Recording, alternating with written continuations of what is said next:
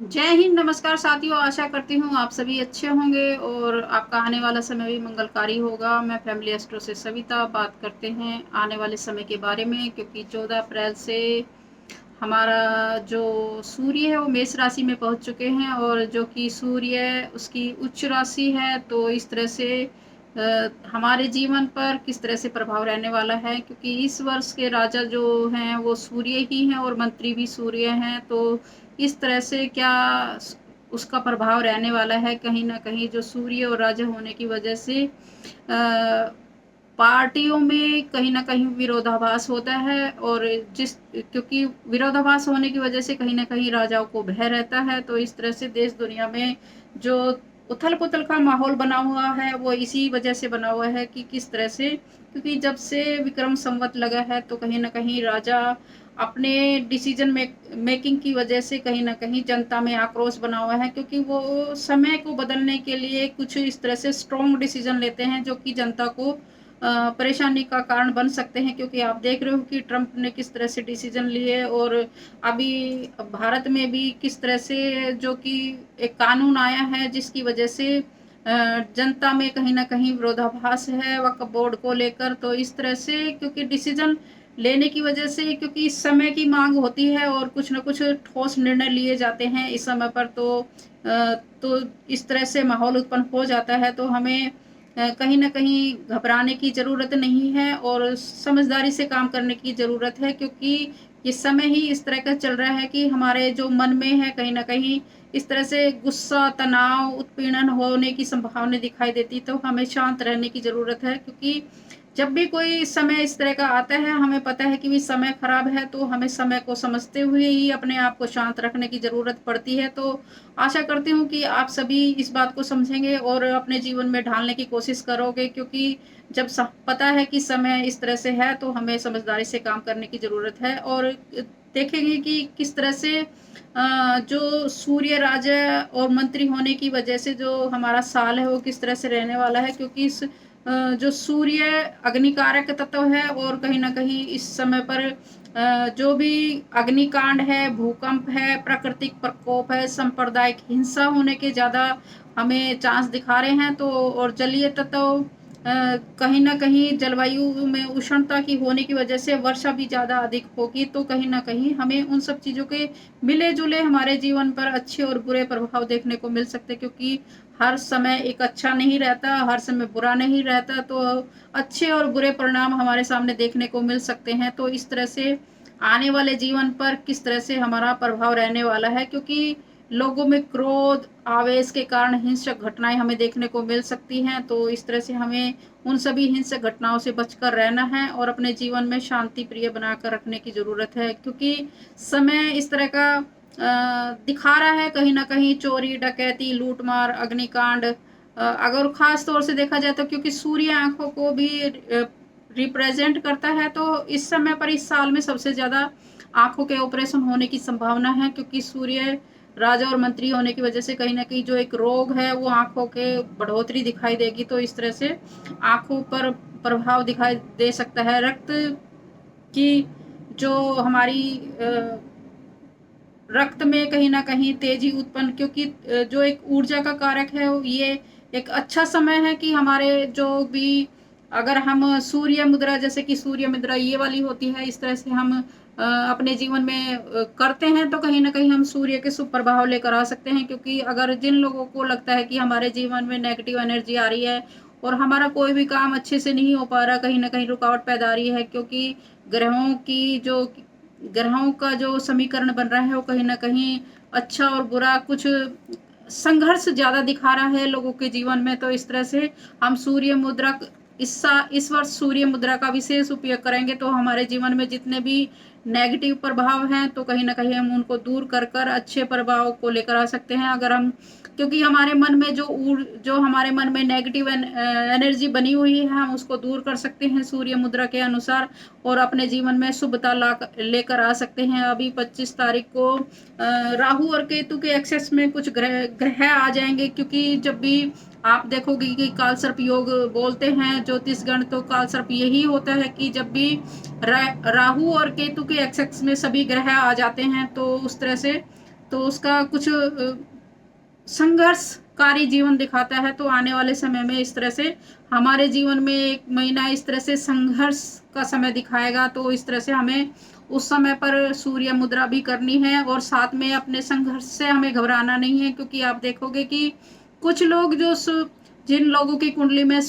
राहु काल सर्प योग था, जो राहु केतु के एक्सेस में उनके ग्रह थे, तो उन्होंने अपने जीवन को कर्म कर्म को प्रधानता दी। जिस तरह से सचिन तेंदुलकर है, अमिताभ बच्चन है, उनकी कुंडली में राहु केतु काल सर्प योग दिखाता है, लेकिन उन्होंने कर्म को प्रधानता दी और उसके अकॉर्डिंग अपने आप में संघर्ष करते हुए उस महारत हासिल की। तो इस तरह से आप लोग भी उस महारत को हासिल कर सकते हैं कि आने वाले समय पर आपको घबराना नहीं है। और आने वाले समय में अगर आपको घबरा गए तो शायद आपको कठिनाइयों का सामना करना पड़ सकता है। तो हमें कठिनाइयों से बचना है, तो हमें मेहनत करनी होगी और उस मेहनत के आगे ही बलबूते अपने जीवन में उस ऊंचाई और उस मुकाम तक प्राप्त कर सकते हैं कि जो श्री अमिताभ बच्चन जी ने और सचिन तेंदुलकर ने प्राप्त की है। तो हमें अगर उस तरह की ऊंचाइयां चाहिए तो हमें कर्म करना पड़ेगा और उसकी अपने कर्म में कुछ इस तरह से लेकर आना पड़ेगा कि हमें कठिनाइयों से घबराना नहीं है और अच्छे कर्म करते हुए अपने मुकाम पर प्राप्त करना है। तो ये समय भी इस तरह का दिखा रहा है कि हमें सदकर्म करते रहना है, परमात्मा को याद करना है, क्योंकि परमात्मा को याद कर कर ही हम अच्छा आचरण और अच्छा समय प्राप्त कर सकते हैं। क्योंकि आप देखोगे कि कुछ समय अपने, क्योंकि जब हमारा मन विचलित होता है और कहीं ना कहीं हम आवेश में आकर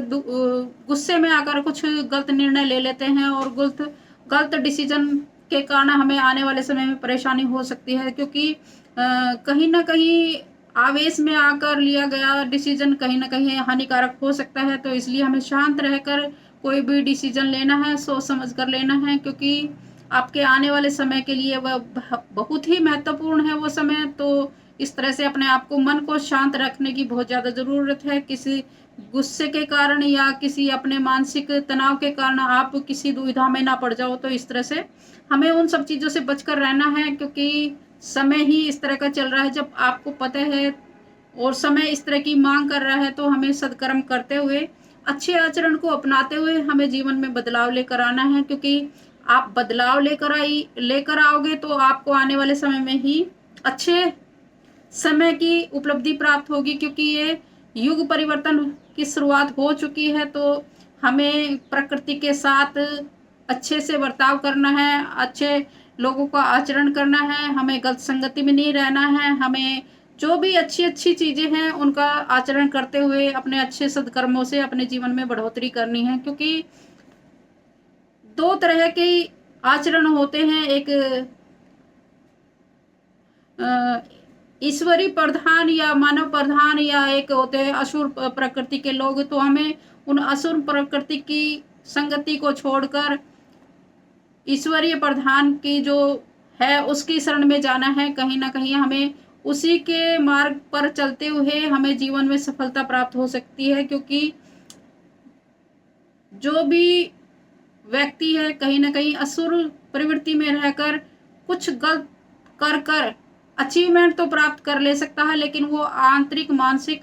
अपनी शांति नहीं प्राप्त कर सकता। क्योंकि उसके मन में कहीं ना कहीं वो पीड़ा उत्पन्न होती है कि उसको खुद को तो पता होता है कि उसने अपने जीवन में किन लोगों का दुखी कर अपने वो जीवन में सफलता प्राप्त करी है। तो इस तरह से हम ऐसे कर्म करें जिसके अनुसार किसी का अनहित भी ना हो, और अच्छे कर्म करते हुए अपना मुकाम प्राप्त करेंगे तो शायद हमें जीवन में वो सफलता प्राप्त होगी। तो इस तरह से आशा करती हूँ मेरी बात आप लोगों को अच्छी लगी होगी, और अच्छी लगी हो तो इसको शेयर कीजिए और लोगों तक भी पहुँचाइए, ताकि और लोग भी सदकर्म पर चलते हुए अपने जीवन में बदलाव लेकर आएँ और अपने जीवन में शुभता प्राप्त करें। क्योंकि जीवन की मांग है अपने जीवन में शुद्ध आचरण, शुद्ध शाकाहारी, शुद्ध अच्छा व्यवहार लेकर आएंगे तो शायद हम जीवन में सफलता प्राप्त करेंगे। क्योंकि समय इस तरह से चल रहा है, अगर हम नेगेटिव एनर्जी के साथ रहेंगे तो हमें आने वाले समय में नेगेटिव ही प्राप्त हो सकता है। क्योंकि अगर हम नेगेटिव के साथ रहेंगे तो इंसान कई बार अपने भ्रम में रहता है कि मैं नेगेटिव कर कर अपने उच्च मुकाम पर पहुंच जाऊं, तो उसका खामियाजा प्राकृतिक अपने आप अपने बदलाव के रूप में लाकर उनका निदारण करती है। तो इस तरह से हमें प्रकृति के साथ हमारा निदारण ना हो, हम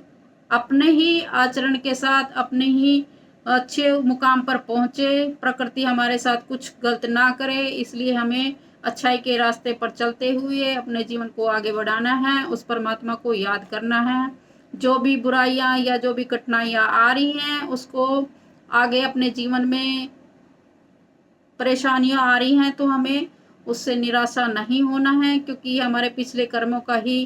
कुछ इस तरह से भाग्य के अनुसार हमें प्राप्त हुआ है। तो हमें उन सब चीज़ों से घबराना नहीं है, हमें उन सब चीज़ों का निवारण करना है और आने वाले समय पे भी हमें किसी तरह की कोई तकलीफ ना हो, इसके लिए हमें उन सब चीज़ों से सचेत भी रहना है। तो आशा करती हूँ मेरी बात अच्छी लगी हो तो प्लीज़ आप इसको शेयर कीजिए।